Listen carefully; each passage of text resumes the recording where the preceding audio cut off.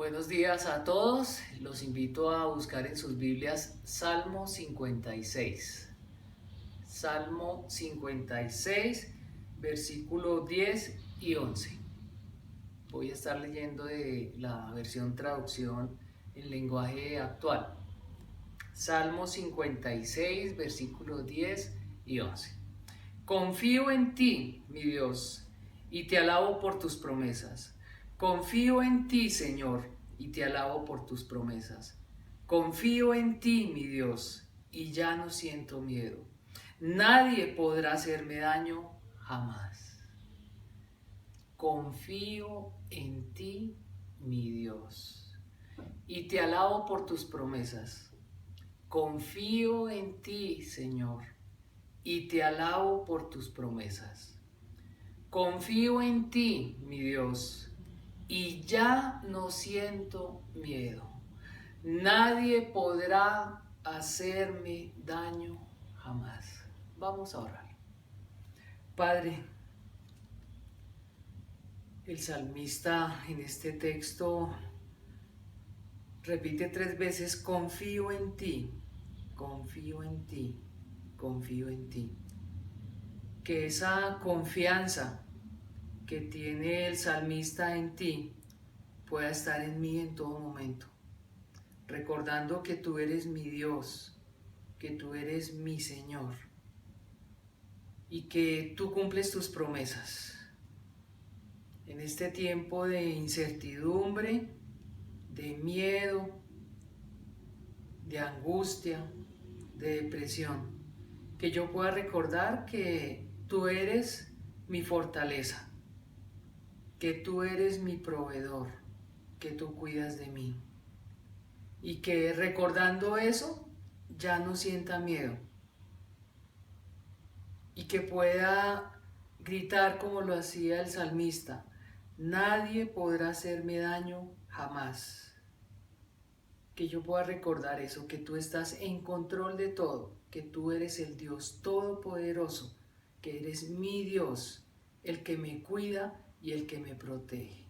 Gracias, Padre, por tu palabra. En el nombre de Cristo. Amén. Hola a todos, muy buenos días. Bueno, que hoy sea un día de gran bendición para todos. Hoy día del Señor, en el cual nos congregamos y nos reunimos en esta ocasión pues en familia, en nuestro núcleo familiar, ya que pues no podemos estar, que sería el anhelo de todos volvernos a ver en algún momento allí en nuestra congregación.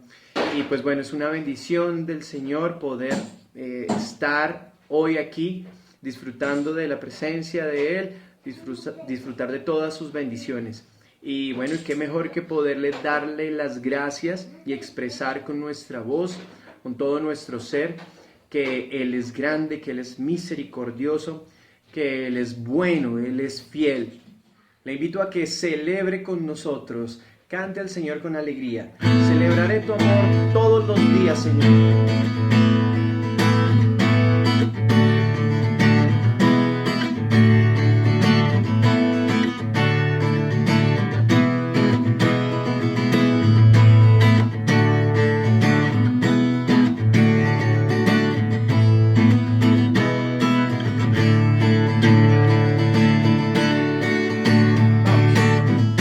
Incomparable, inigualable es tu amor,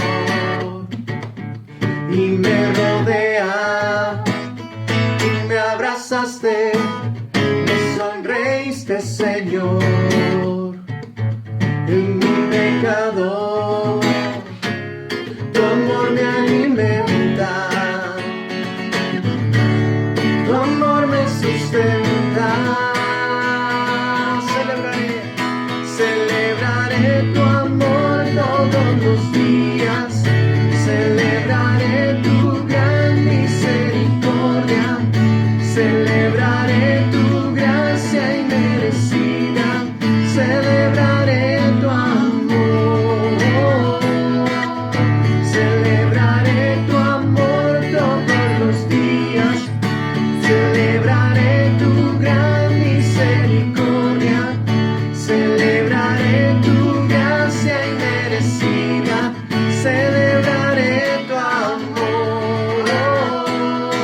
celebraré tu amor. Inmensurable, inagotable es tu amor, y nunca cambiar. Estás conmigo y no me puedo escapar. Aunque lo intenté, tu amor es eterno, tu amor es perfecto. Celebraré tu amor todos los días, celebraré tu gran misericordia, celebraré tu gracia inmerecida, celebraré tu amor, celebraré tu amor todos los días, celebraré tu gran misericordia, celebraré tu gracia inmerecida, celebraré tu amor, celebraré tu amor.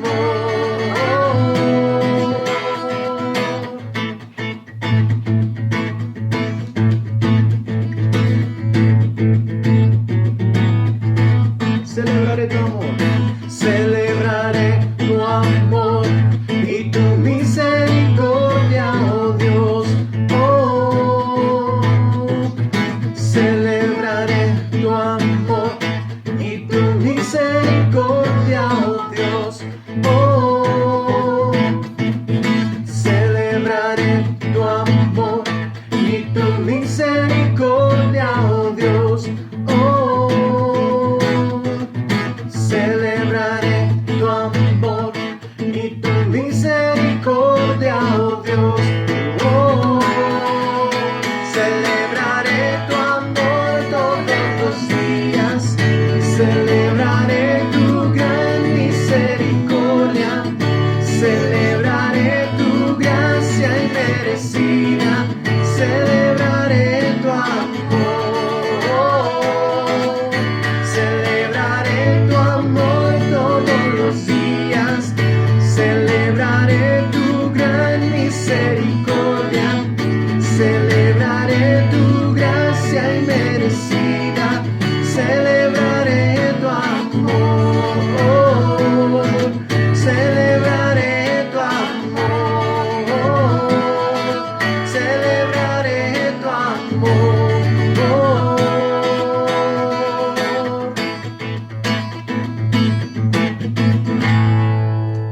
Así es, Señor, celebraremos tu amor cada día, cada minuto de nuestra vida, cada momento de nuestra vida, celebraremos por esa gracia inmerecida.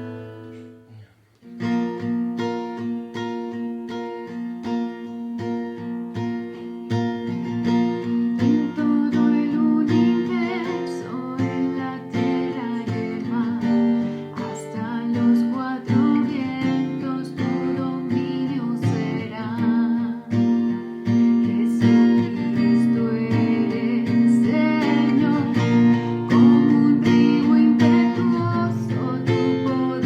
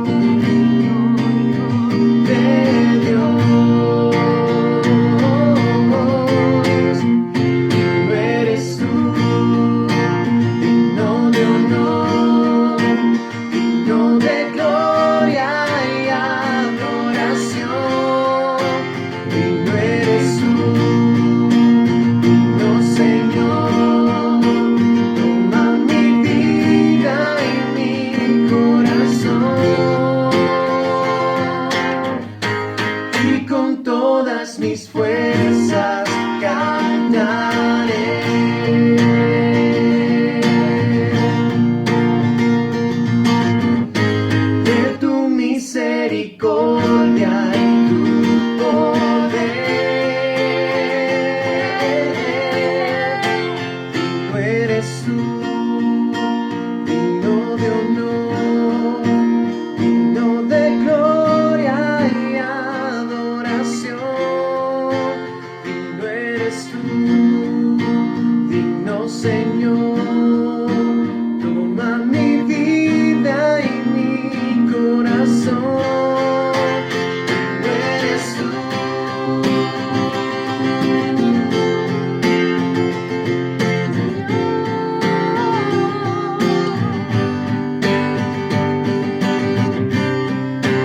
Eres tú, Jesús, toda la gloria y toda la honra, Digno eres tú, digno de honor, digno de gloria y adoración. Digno eres tú, digno Señor. Toma mi vida y mi corazón.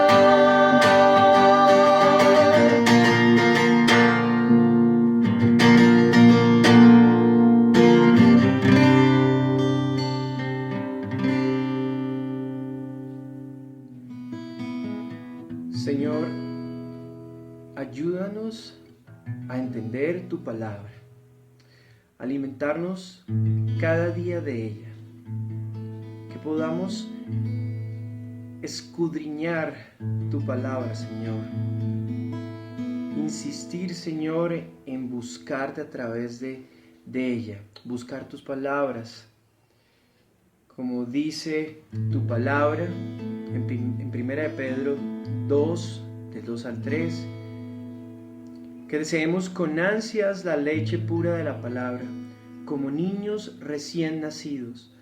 Así, por medio de ella, crecerán en su salvación, ahora que han probado lo bueno que es el Señor.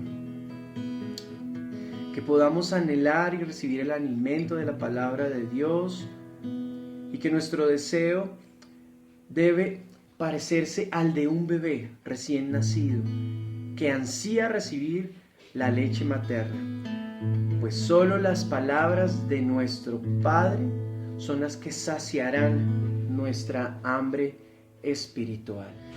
Tu palabra es la que trae descanso, es la que trae consuelo y esperanza a nuestras vidas. Por eso confiamos en ti, oh Dios, confiamos, es lo que usted debe decir cada día: confío en ti, oh Dios, como lo dice esta canción.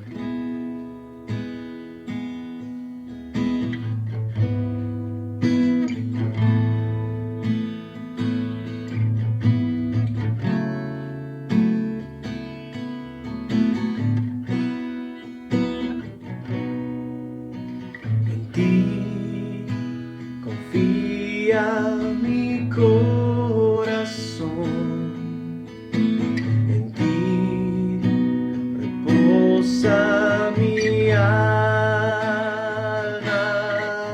mi ser descansa en ti, puedo ser feliz. En ti confía mi corazón, en ti reposa mi alma, mi ser descansa en ti, puedo ser feliz. En ti confía mi corazón, en ti reposa mi alma, mi ser descansa en ti, puedo ser feliz.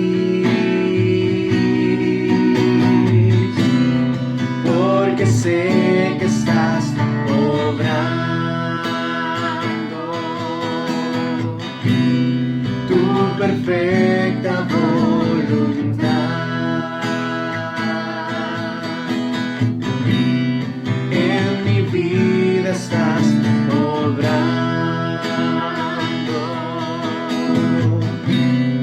Tu perfecta voluntad. En ti confía mi corazón. En ti reposa mi alma,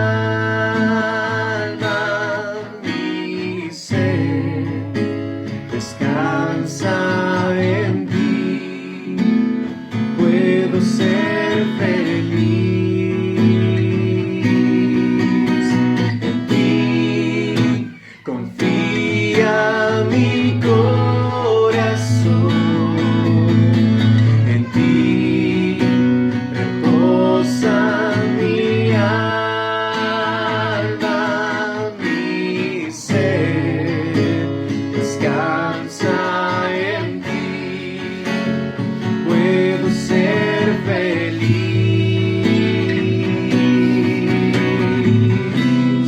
porque sé que estás obrando tu perfecta voluntad.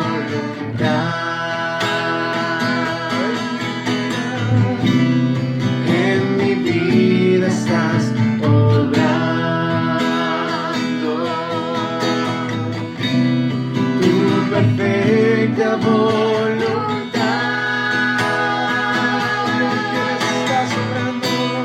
Porque sé que estás obrando tu perfecta voluntad. En mi vida estás obrando tu perfecta voluntad.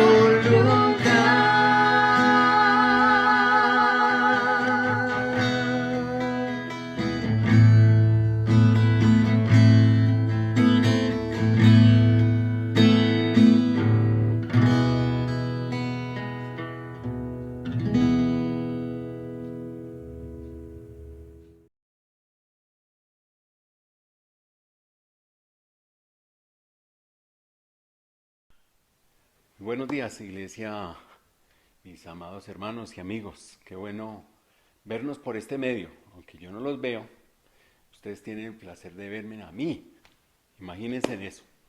Y bueno, tengo el placer hoy de compartir con ustedes la palabra de Dios en esta mañana. En esta nueva serie que arrancamos, cómo hacer crecer mi fe. Y para este tema de iniciación quiero invitarlos a que vayamos al libro de Esdras, el libro de Esdras capítulo 7, versículo 10. Ahí vamos a estar meditando en la palabra de Dios el día de hoy.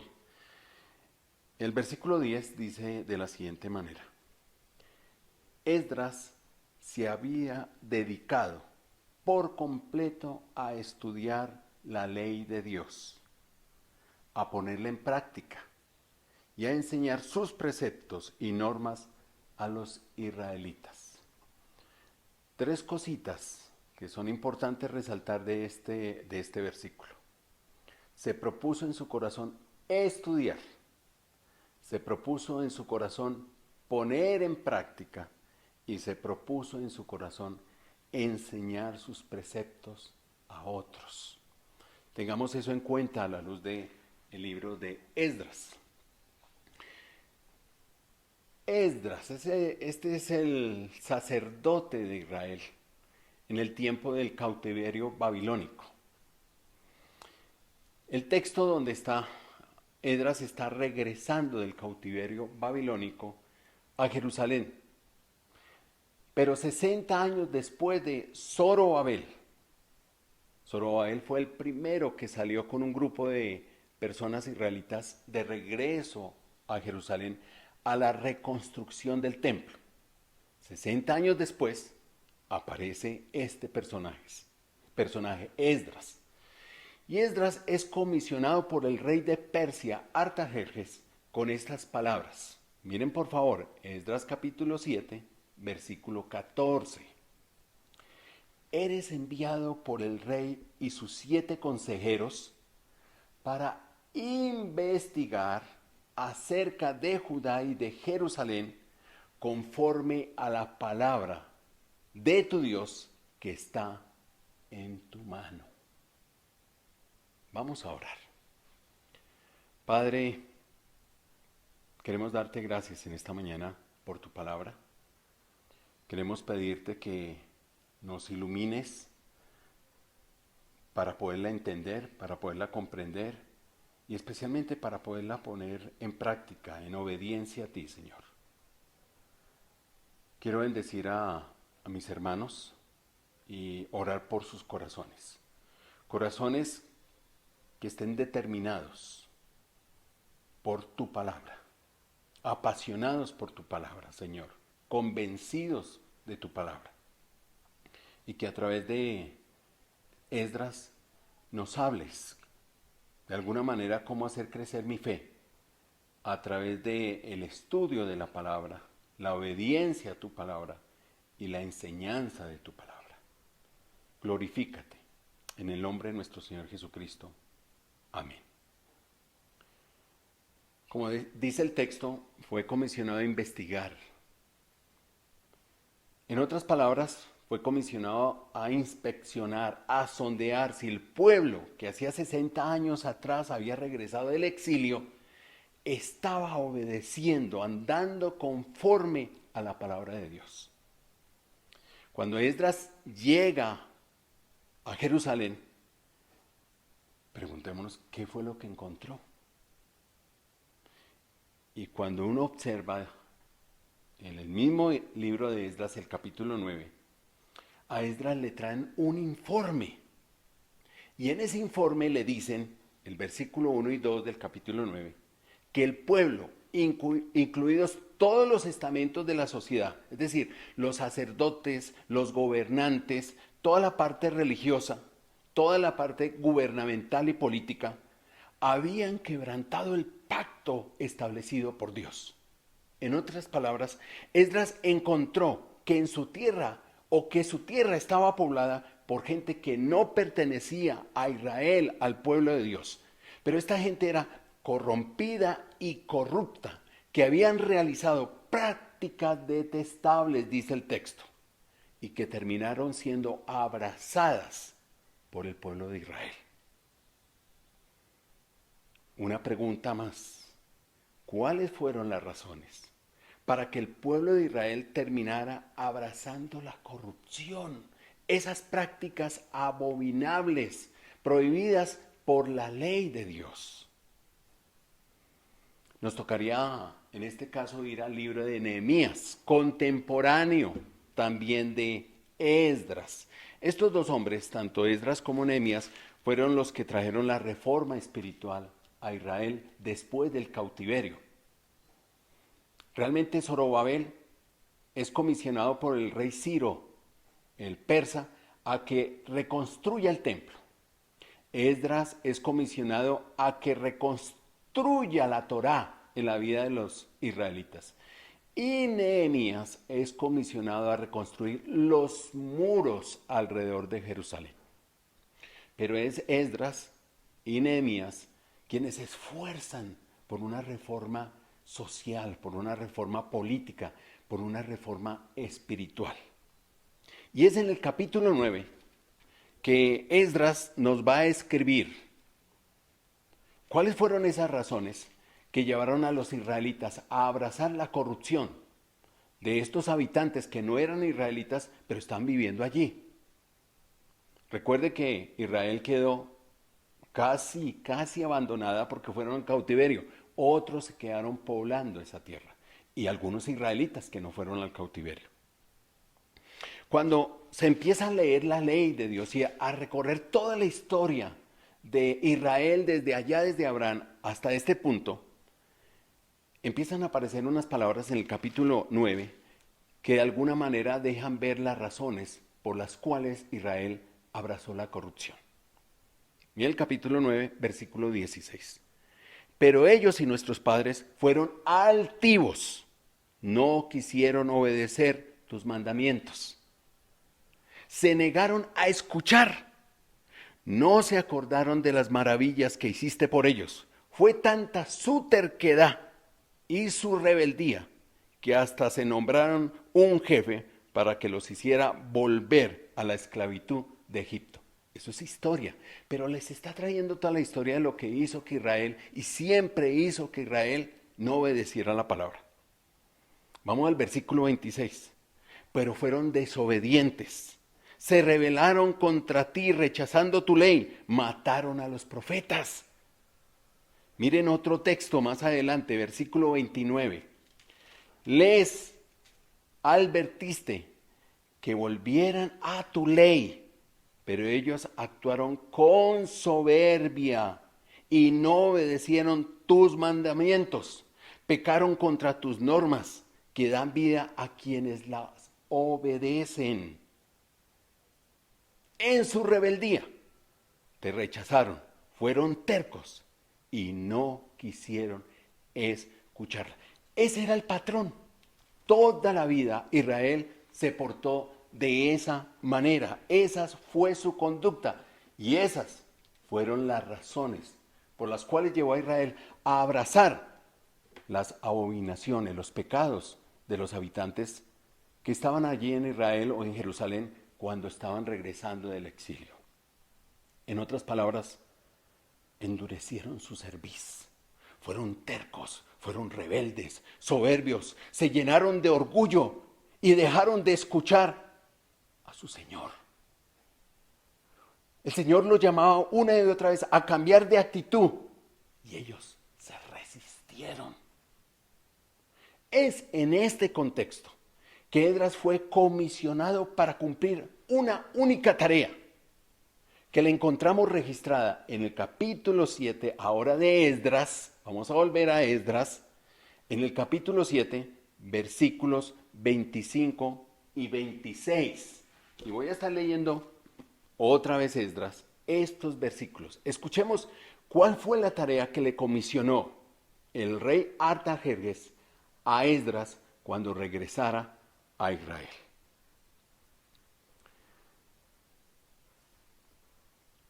Por cuanto tú, Esdras, posees la sabiduría de Dios, serás el encargado de nombrar funcionarios y jueces para que juzguen a los habitantes de las provincias del oeste del río Éufrates, es decir, a todos los que conocen la ley de Dios. Pero a quienes no la conozcan, enséñasela. Vean la tarea de Esdras. Si alguien desobedece la ley de tu Dios y las órdenes del rey, haz que se le castigue de inmediato con la pena de muerte. Realmente eran dos las tareas que tenía que desempeñar Esdras apenas regresara y viera cuál era la condición de Israel, la condición de los habitantes de Jerusalén. En primer lugar, enseñarles a todos la palabra, tanto a los que la conocían, pero la resistían. Estos tendrían que ir a la escuelita, desaprender para aprender, como a los que la ignoraban, así se traduce. Estos también tendrían que ir a la escuelita para aprender el ABC de la Torá, el ABC de la palabra, el ABC de la ley, porque la ignoraban. Ahora, les hago una pregunta. ¿Con qué se resuelve el problema de ignorancia de un pueblo? Recuerden que hay un texto que dice, mi pueblo peca por desconocimiento, por ignorancia, porque no me conocen. ¿De qué forma podemos apagar la ignorancia de un pueblo? Con enseñanza, es decir, con alfabetización. La tarea que se le comisionó a Esdras era alfabetizar a su pueblo. alfabetizarlo. Y me gustaría que con ese pensamiento nos quedáramos, porque de alguna manera nosotros somos seguidores de Jesús, discípulos llamados a enseñar las mismas cosas que Jesús enseñó, y eso es enseñar, eso es alfabetizar. La segunda tarea era con estos jueces tenían que instar y exhortar al pueblo a la obediencia, enseñar y obedecer. ¿Por qué se da la desobediencia a la luz de estos versículos que leímos? La desobediencia a la palabra se da no solo porque el corazón se resiste a escuchar la palabra de Dios, sino también es resultado de una tremenda ignorancia. Se ignoran las escrituras. Hay desobediencia a la palabra por la falta de buenos alfabetizadores de la palabra. Se necesitan escuelas que alfabeticen. Nosotros lo llamamos grupos de discipulado. Pero quiero llamar hoy a los grupos de discipulado grupos de alfabetización, donde llega gente que conoce al Señor, pero se resiste a obedecer. Y hay gente que ignora del Señor. A los dos grupos hay que alfabetizarlos. Unos van a tener que desaprender para aprender y otros comenzar de cero. La desobediencia a la palabra es una clara evidencia de que faltan buenos alfabetizadores, como Esdras. Para eso fue comisionado. La iglesia entonces requiere de alfabetizadores comprometidos de corazón con la palabra, que alfabeticen a los que ya conocen la palabra, pero la resisten, y que alfabeticen a los que, por ignorancia, la infringen. Para que esto suceda, se requiere que el alfabetizador, el discipulador, en primer lugar, ustedes pueden seguirme en sus bosquejos si les llegó. En primer lugar, se requiere que ese alfabetizador entregue de lleno su corazón al estudio de la palabra, como Esdras. Esdras se había dedicado por completo a estudiar la ley del Señor, dice el texto, afirmando que su corazón se involucró, se decidió, estaba dispuesto por completo a estudiar la palabra del Señor. Es decir, su corazón estuvo determinado. En estos días alguien colocó el siguiente mensaje en Facebook. Abro comillas. Si terminada la cuarentena, usted no ha leído un libro, o redefinido un proyecto de vida, o experimentado un cambio de paradigma, o pensado en un cambio de actitud, no digas que fue por falta de tiempo, sino más bien por falta de disciplina. Cierro comillas. Y yo diría más bien que fue por falta de determinación. Falta de determinación. Y es que Esdras tomó la determinación en su corazón, se propuso en su corazón estudiar, indagar, averiguar, buscar, preguntar con interés acerca de lo que Dios había establecido para ser obedecido. Él se propuso investigar, averiguar. Incluso el término determinación puede implicar acudir a alguien para que me enseñe a encontrar en la palabra de Dios qué es lo que Él ha establecido para que yo obedezca. Antes del COVID-19, algunos de nosotros encontrábamos excusas para no asumir compromisos para estudiar las Escrituras. No tengo tiempo, demasiado trabajo. Los invitaban a cursos los sábados, tal vez los domingos. No, nunca había tiempo. Antes del COVID. Pues mi querido, en el contexto de esta cuarentena, nos estamos dando cuenta que el problema no es de falta de tiempo, es de falta de determinación. yo quiero que pensemos lo siguiente. Para todos aquellos que nos desplazábamos a Bogotá en vehículo a trabajar, les pregunto, ¿cuánto tiempo gastaban? ¿1 hora? ¿2 horas? ¿1 hora yendo, 1 hora viniendo? Hoy que estamos en cuarentena, no nos estamos ahorrando 2 horas diarias. ¿Qué estamos haciendo entonces en esta cuarentena con esas 2 horas que ya no estamos gastando o malgastando en ir y volver? Yo espero, mis queridos, que lo estemos invirtiendo en leer, orar e indagar la palabra de Dios, estudiando la palabra de Dios. No se requiere todo el día, esa hora que te estás ahorrando. Tomar la determinación en esta cuarentena antes que se acabe. Aproveche, y ya están hablando de terminar la cuarentena. Me asusta, porque empezamos a evaluarnos y decir, ¿y qué hice de esta cuarentena?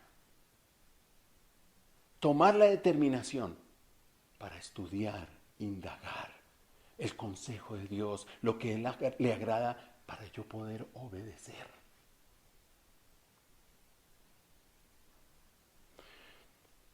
Para esta predicación, Hernán me mandó un mensaje con relación a la serie que se está iniciando hoy. Esa serie se titula ¿Cómo hacer crecer mi fe? En este contexto, aprendiendo de la palabra y poniéndola en práctica. Por eso elegí este texto, el Señor me dirigió a tomar este texto. Estas son palabras que Hernán me envió, aprendiendo de la palabra y poniéndola en práctica. Pero para que esto se dé y la podemos poner en práctica, la iglesia ha dispuesto de grupos de estudio bíblico. Los lunes están estudiando 2 de Timoteo, los martes están estudiando Lucas, miércoles están Hechos, jueves Romanos y sábado conociendo a Jesucristo. Mira, todas estas oportunidades que hay para estudiar la palabra. Esto no es un asunto de falta de tiempo, esto es un asunto de falta de determinación.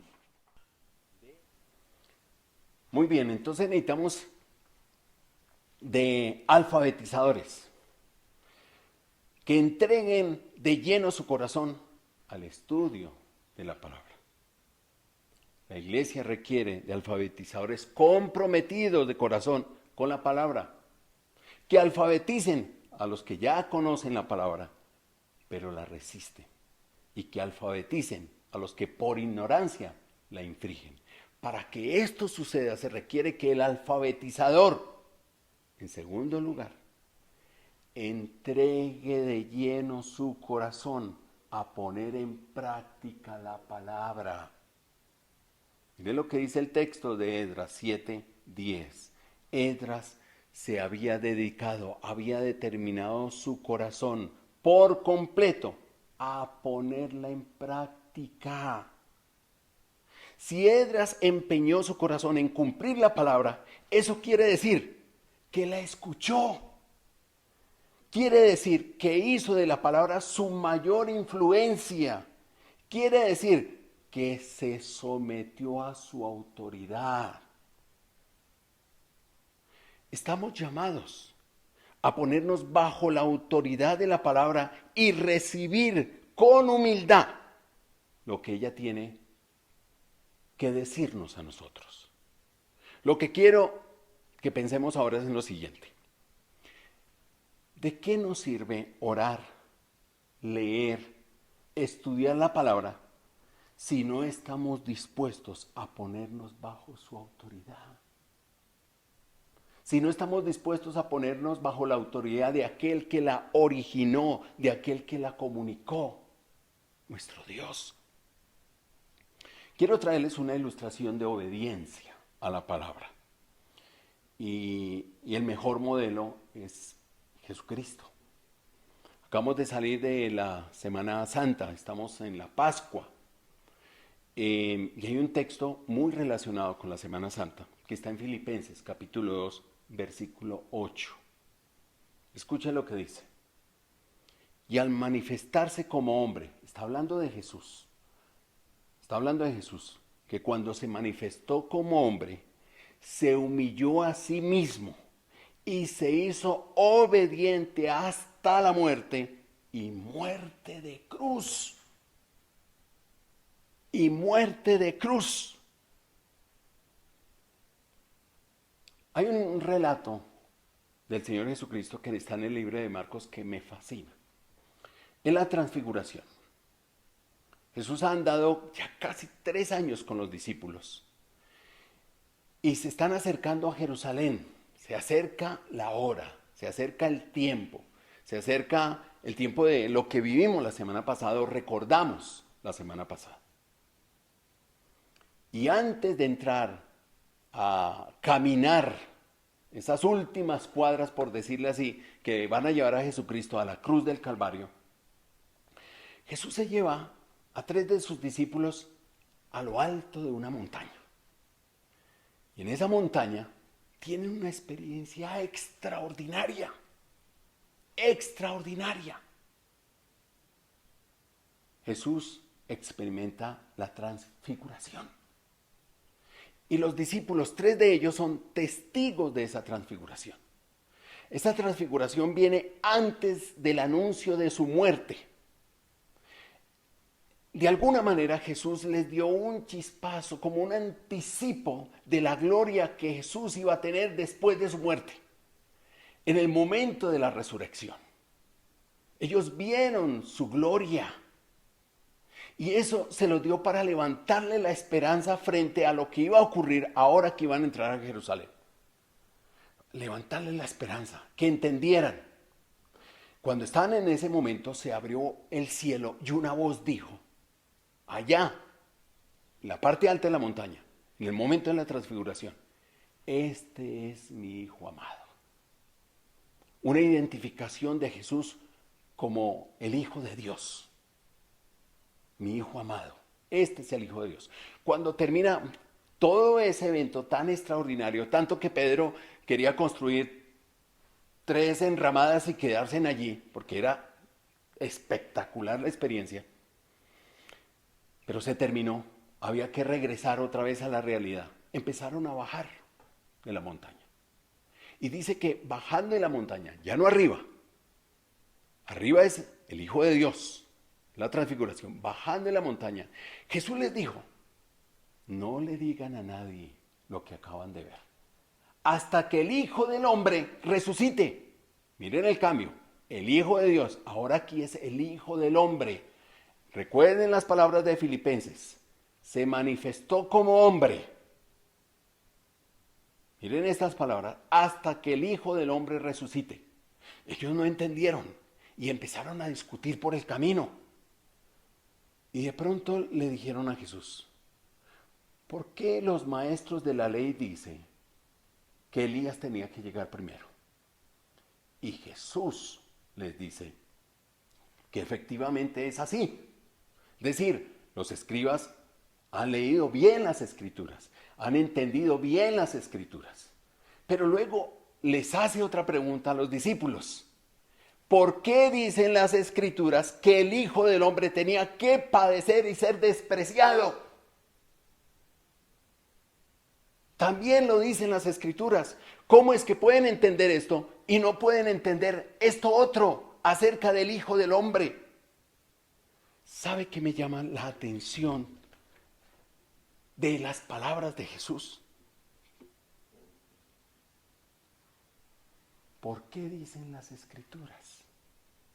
Me atrapa esa idea de Jesús como un estudioso de las Escrituras. Lo que está haciendo aquí con estas palabras es citando a Isaías. Isaías en el capítulo 53. Está citando, conocía las Escrituras, que Jesús estudiaba las Escrituras. Y lo que está citando son estos versículos. Los hombres lo despreciaron y lo rechazaron. Era un hombre lleno de dolor, acostumbrado al sufrimiento. Fue maltratado, pero escuchen, pero se sometió humildemente y ni siquiera abrió su boca. Lo llevaron como cordero al matadero y él se quedó callado sin abrir la boca, como una oveja cuando la trasquilan.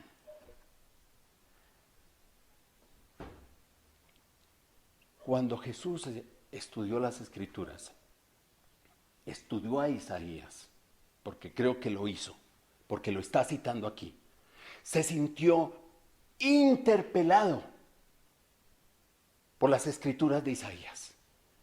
En algún momento entendió que eso tenía que ver con él, con él. Y al sentirse interpelado, miren su actitud, se hizo obediente. Se hizo obediente. Es decir, se puso bajo la autoridad de Dios, bajo la autoridad de su palabra. Se dispuso en una actitud de humildad a experimentar la muerte más humillante.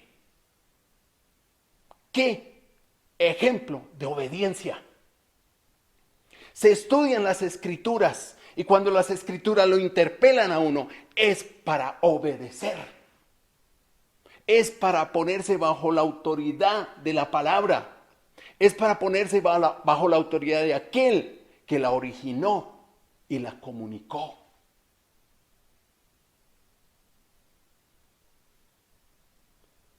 ¿Y a nosotros cuánto nos cuesta obedecer? Nos fascina estudiar. Nos fascina descubrir verdades. Pero nos cuesta muchísimo obedecer. Nos cuesta obedecer como hijos, si nos cuesta obedecer como estudiantes, si nos cuesta obedecer como empleados, nos cuesta obedecer como ciudadanos. Solo hay que ver la actitud frente al decreto llamado aislamiento preventivo obligatorio. ¿Cuánto nos ha costado obedecerlo? Todo lo que podemos ingeniar para violar una norma que es para nuestro bien. Aislamiento preventivo obligatorio es para nuestro bien, pero nos ingeniamos lo que sea. Ustedes han visto las noticias. Increíble, una señora y casi toda su familia contratan una ambulancia desde Pasto hasta Antioquia. A 3 cuadritas, llegando a casa, los descubrieron. Ese es un ejemplo que muestra de qué estamos hechos nosotros. No, nos queda grande la obediencia. Y en esta generación de la posverdad, peor. Todo lo cuestionamos, todo. Pero ¿sabe qué dice este texto de Filipenses? De la obediencia de Jesús. El texto casi empieza diciendo, tengan ustedes la misma actitud de Jesús. Que al manifestarse como hombre, se humilló y fue obediente hasta la muerte.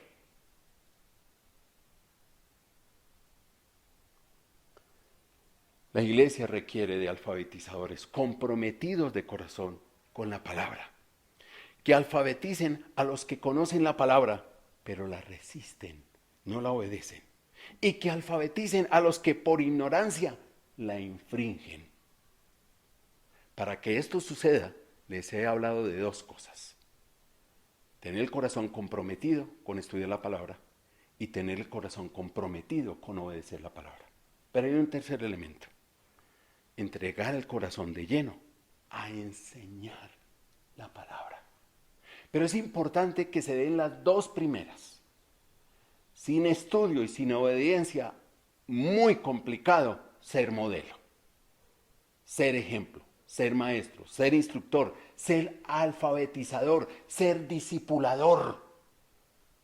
Primero debo estudiar y debo obedecer. Y ya estoy listo para enseñar, para alfabetizar. Esdras comprendía un par de cosas. Comprendía que la oración, que el estudio fiel y relevante de la palabra, trae cambios significativos a aquellas personas que la conocen, pero la resisten, que la ignoran y por eso la infringen. Él sabía que para que estas personas sufran un cambio en su vida, se requiere de oración, de estudio fiel de la palabra. Vamos a Nehemías, capítulo 8, porque aquí no es teoría. Realmente, en el capítulo 8 de Nehemías, el versículo 8, hay un evento extraordinario. Esdras y Nehemías reúnen a todo el pueblo. Y Nehemías comienza a leer la palabra delante de todos. Es más, se subió en un púlpito donde todos lo vieran. Y desde allí, miren lo que dice el versículo 8. Comisionó, él primero la leyó y la gente quedó sorprendida. Luego se subieron los sacerdotes, los levitas. Y miren lo que dice el versículo 8. Ellos leían con claridad el libro de la ley, con claridad. Y lo interpretaban de modo que se comprendiese su lectura. Leer, interpretar y comprender. Otra vez los mismos elementos. Si había comprensión, si había buena lectura, si había buena interpretación y había buena comprensión, el efecto era extraordinario y es lo que uno ve. Miren por favor el capítulo 8, versículo 9 de Nehemías. Empezó a haber un quebrantamiento de corazón. El pueblo comenzó a llorar, dice el texto. Los embargó una tristeza impresionante que nadie los podía consolar, dice el versículo 11. Y ese quebrantamiento casi duró 24 días según el capítulo 1. Mira, saltan del 8, entran al 9, están en el 1. Es el día 24 y todavía la gente está quebrantada. Y el quebrantamiento es de tal magnitud que permítame le leo qué pasó. Capítulo 9 de Nehemías. Versículo 3. Versículo 2. Escuchen esto. Confesaron públicamente sus propios pecados. Miren el quebrantamiento. Hubo confesión de pecado. Y la maldad de sus antepasados. Y asumieron a sí mismos su responsabilidad. En otras palabras, la gente desnudó su alma delante del Señor. Sacó a la luz el pecado y cada quien se hizo responsable de su propio pecado. No culpó a otro ni a nadie. Como una vieja oración. Por mi culpa, por mi culpa, por mi verdadera culpa. ¿Saben qué, mis hermanos? Esto es lo que debe suceder naturalmente, debe ser espontáneo, como resultado de una buena alfabetización, de leer, de interpretar y de comprender las Escrituras. Lo que debe surgir naturalmente de eso es quebrantamiento. Sin embargo, les tengo una buena o mala noticia, como usted la quiera ver. No es suficiente con llegar a ser confrontados o quebrantados. El quebrantamiento se expresa allá se expresaba con cenizas, silicio, rompían sus vestiduras, llanto, gemir. Señor, perdona, confesión de pecados, como ya lo vimos. Se requiere de algo más. Se requiere pasar del quebrantamiento al arrepentimiento. Son dos cosas distintas. Es decir, se requiere de un cambio de actitud, de un cambio de paradigma, de un cambio de rumbo, de un cambio de pensamiento, de un cambio de actitudes, de un cambio. No es suficiente con quebrantarse, es necesario arrepentirse. Me preocupa que de la cuarentena, de este aislamiento, solo traiga quebrantamiento, pero no arrepentimiento. Muchos en medio de esta cuarentena se han quebrantado, pero que Dios nos dé la gracia de arrepentimiento, de cambio.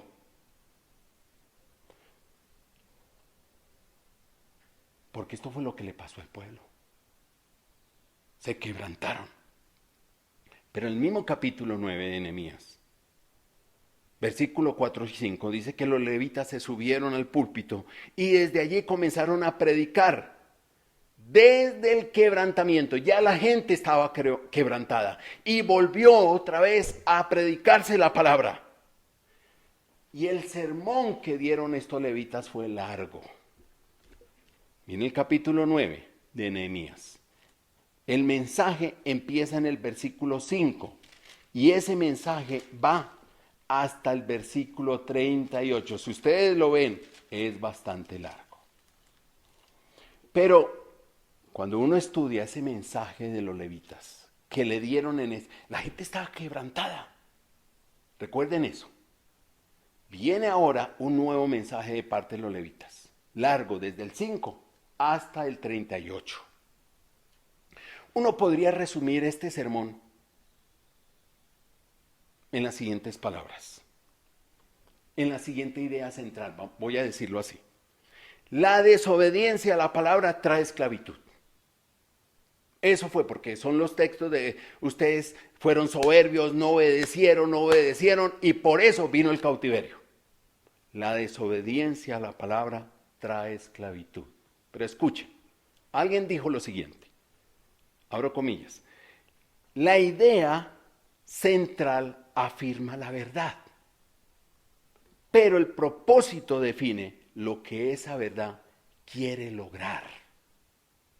Es decir, la idea afirma la verdad. ¿Cuál es la verdad? Que la desobediencia a la palabra trae esclavitud, pero el propósito define lo que esa verdad quiere lograr. ¿Y qué quiere lograr esta verdad? ¿Qué quiere lograr esta verdad? Transformación, verdaderos cambios. Por eso después del quebrantamiento, lo que aparece en el capítulo 10 del libro de Nehemías, a partir del 10, es arrepentimiento, compromisos. No voy a leer todo el capítulo, ustedes lo pueden leer, pero déjenme, yo les leo unos versículos. Miren cómo termina el 9, versículo 38. Por todo esto, nosotros, miren el cambio, hacemos este pacto y lo vamos a poner por escrito. Arrepentimiento, cambio, ¿a qué me comprometo? Y por escrito, mira, increíble. Y voy a leer algunos términos que se utilizan en este pacto que el pueblo hace con Dios. Por ejemplo, versículo 29. Se unió a sus parientes que ocupaban cargos importantes y se comprometió bajo juramento a vivir de acuerdo con la ley que Dios les había dado. Compromiso. Vean lo que están haciendo. 30. Además, todos nos comprometimos a no casar a nuestras hijas con habitantes del país, que era su mayor pecado. Recuerdan que encontraron a unas personas viviendo ahí, se casaron con ellas y terminaron practicando las abominaciones de ellos. 31. Prometimos. Versículo 32. Además nos impusimos. Versículo 35. Nos comprometimos. Versículo 37. Convinimos todas son expresiones de cambio, de arrepentimiento, no solo quebrantamiento. Estamos llamados como alfabetizadores a estudiar la palabra, a obedecer la palabra, pero también a enseñársela a otros, a enseñarle la palabra que lo lleve al quebrantamiento, lo lleve al arrepentimiento. Si no hay eso, solo hay información y no hay transformación. Y lo que esta sociedad necesita después de esta cuarentena no es continuar en lo mismo. Necesita que salga gente de la cuarentena, del cuaresma, de la cuarentena, arrepentida, cambiada, transformada, viendo la vida de otra forma, de otra manera. En conclusión, algunas cosas prácticas que podemos hacer. Tomar la determinación de estudiar la palabra. Tomar la determinación. Pero se necesitan, y ustedes tienen ahí en sus bosquejitos, la determinación no puede ir sola, tiene que ir acompañadita. Tiene que ir acompañada. Una ilustración sencilla. Hablé con una familia y me contaba esta familia que un día se pusieron a ver animalitos que estaban enjaulados por internet y por la televisión. Vieron animalitos que estaban enjaulados. Y después de haber visto esos animalitos, la mamá le preguntó a los niños pequeños cómo se podían estar sintiendo esos animalitos que estaban enjaulados, encerrados.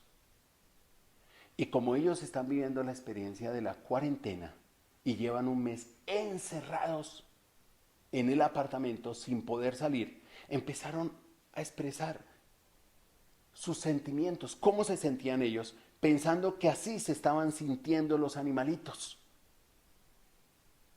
Después de esa reflexión, la mamá los invitó. Ahora, si sabemos que los animalitos se sienten así, tristes, sin capacidad de volar, presos, en cautiverio, atrapados, angustiados, desesperados porque quieren salir, porque son las emociones que ellos están sintiendo. Mire, hasta lo llevó casi a quebrantamiento. ¿Qué hemos hecho con los animalitos? ¿Cómo nos hemos portado de mal con los animalitos? Ya había quebrantamiento, pero fue al arrepentimiento. Tomaron una determinación. ¿Qué determinación tomaron? Que una vez terminada la cuarentena, no iban a volver a visitar zoológicos. 1, porque son animales en cautiverio. Y 2, nunca iban a tener en su casa jaulas donde tuvieran animalitos o pajaritos encerrados, porque ellos ya tuvieron la experiencia de vivir en cautiverio. ¿Ve? La determinación. ¿Por qué no tomar una determinación? Me comprometo a estudiar la palabra y a obedecerla. Que esa sea nuestra determinación, nuestro compromiso. No darle más tiempo. A partir de mañana mismo, voy a ver si el lunes, martes, miércoles, jueves, el viernes es oración, el sábado también hay estudio. Me comunico con la iglesia aquí de Chía y me matriculo en uno de esos cursos. Pero no es suficiente con la determinación. Se necesita dirección. Note bien que son 5D. Determinación, dirección, es decir, establezca objetivos, metas, en qué dirección vas a ir. Entonces me comprometo a estudiar ese libro de Lucas. A que esa sea tu única meta, un librito, solo un librito, no importa. pero con que sea tu objetivo y ponte metas hasta que termines ese estudio. Pero además de determinación, de dirección, necesitas disciplina. Disciplina. Es decir, ponte una hora de estudio. Señala todos los días o 3 días a la semana o un día a la semana, pero ten disciplina. ¿Qué días vas a estudiar? Bueno, ya el lunes están dando Lucas, métete a ese curso, pero después hay que hacer tareas. Entonces, comprométete en disciplina todos los días después de su trabajo por internet, sacar una horita de estudio, de oración, de investigación de la palabra. Entonces, tengo que tener determinación, tengo que tener dirección, tengo que tener disciplina, pero hay algo que no debes tener: distracción. No te dejes distraer del computador, del trabajo del computador, del celular, de la televisión, de las noticias. No, aparta esa horita diaria solo para concentrarte en la palabra y estudiar la palabra. No tengas distractores, llamadas. Si te comunicas con tu familia por internet, mire que no se cruce con el tiempo de tu oración y tu estudio de la palabra. Nada de distractores. Ten determinación, ten dirección, ten disciplina. No tengas distractores, pero sí disfruta. Disfrute lo que alcances a entender. Disfruta lo que alcances a lograr. Si no puedes estudiar todo el libro, esas partecitas que va a ir estudiando, sácale el jugo.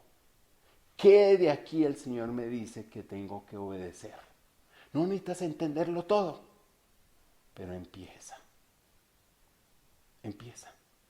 Toma la determinación de comprometerte en estudiar fielmente la palabra, en obedecer fielmente la palabra.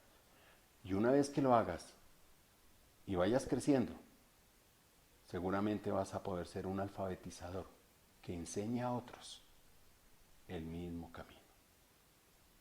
Que Dios los bendiga. Vamos a orar. Padre, gracias por tu palabra, por llamarnos al estudio, a la obediencia, pero también a ser alfabetizadores de la misma. Señor, ¿cuánto requiere esta sociedad de alfabetizadores? Porque hay mucha ignorancia de tu palabra en cuanto a ti, en cuanto al Hijo y en cuanto al Espíritu Santo. Y necesitamos, Señor, que levantes hombres y mujeres comprometidos con estudiar tu palabra y con obedecer tu palabra. Listos, preparados, Señor, para enseñarle a otros, para alfabetizar a otros, Señor. Dale esa gracia a la iglesia de la confraternidad de Chía, Señor. Que a través de estos estudios de toda la semana, Señor, realmente forjemos hombres y mujeres que el día de mañana se conviertan en tremendos alfabetizadores de tu palabra, para que se acabe tanta ignorancia. En el nombre de nuestro Señor Jesucristo. Amén. Tremendo desafío nos deja la palabra de Dios hoy.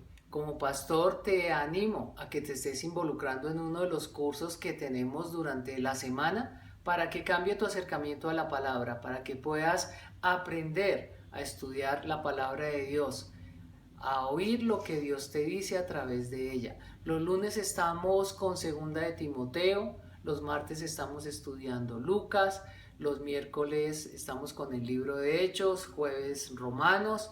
Los viernes tenemos tiempo de oración donde estamos orando la palabra. Los sábados en la mañana estamos conociendo a Jesús, Cristología. Y el domingo tenemos nuestros servicios donde hacemos predicaciones expositivas. Te animo a que cuando termine esta cuarentena, tu acercamiento a la palabra sea diferente, sea vivo, sea Dios hablándote directamente a Él, lo cual requiere, como dijo Luis Miguel, que tomes una determinación para empezar a estudiar la palabra de Dios como Dios quiere. Que el Señor y su Espíritu Santo te estén animando para hacerlo durante esta semana.